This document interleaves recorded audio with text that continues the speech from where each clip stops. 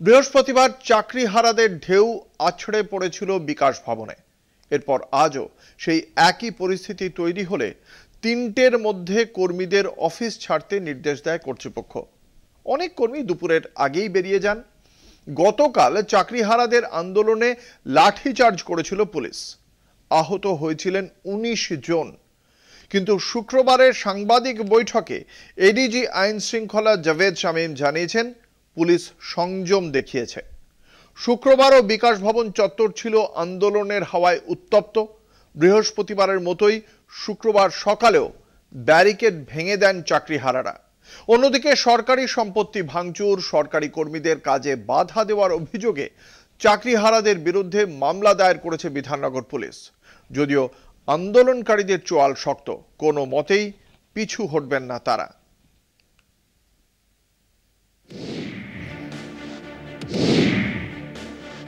বৃহস্পতিবার চাকরিহারাদের অভিযানে উত্তাল পরিস্থিতির পর শুক্রবার বিকাশ ভবনে ছুটি ঘোষণা করা হয়।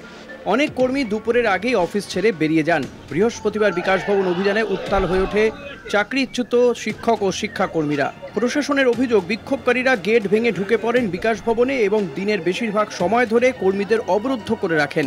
পুলিশের দাবি, একজন অন্তঃসত্ত্বা মহিলা ছিলেন ভেতরে। এক তরুণীর মায়ের শরীর খারাপ ছিল, তিনি বাধ্য হয়ে ঝাঁপ দেন, তিনি আহত। পরিস্থিতি আয়ত্তে আনতে পুলিশ রাত 8:30 নাগাদ অভিযান চালায়। শুরু হয় লাঠিচার্জ, ছত্রভঙ্গ করা হয় আন্দোলনকারীদের। পুলিশের দাবি, তারা সংযম দেখিয়ে রাত পর্যন্ত অপেক্ষা করেছিল। আহত হয়েছেন ১৯ জন, যার মধ্যে একজন গুরুতর। পুলিশের উর্দি ছিঁড়ে দেওয়া, পুলিশের দিকে ইট ছোড়ার মতো একাধিক অভিযোগ উঠেছে আন্দোলনকারীদের বিরুদ্ধে। আবার আন্দোলনকারীরাও পুলিশের বিরুদ্ধে মারধরের অভিযোগ তুলেছেন। তবে শুক্রবার সাংবাদিক বৈঠকে কার্যত আন্দোলনকারীদের কোর্টে বল ঠেলে দিয়ে পুলিশের ভূমিকার প্রশংসা করেছেন এডিজি আইন শৃঙ্খলা জাভেদ শামীম।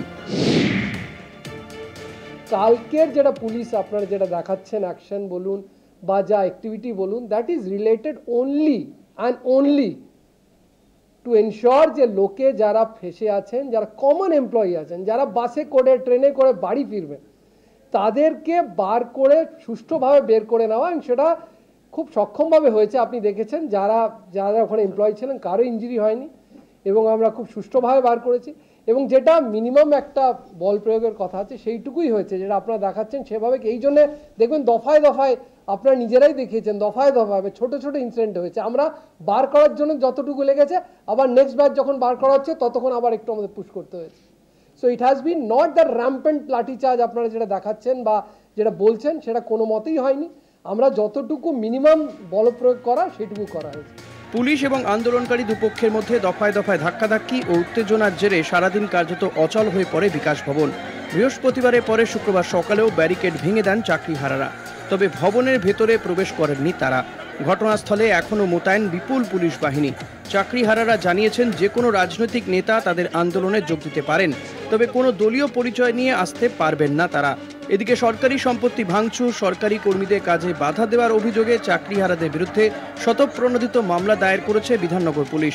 আন্দোলনকারীরা জানিয়েছেন, সরকার দাবি না মানা পর্যন্ত আন্দোলন থেকে সরবেন না তারা। কলকাতা টিভি।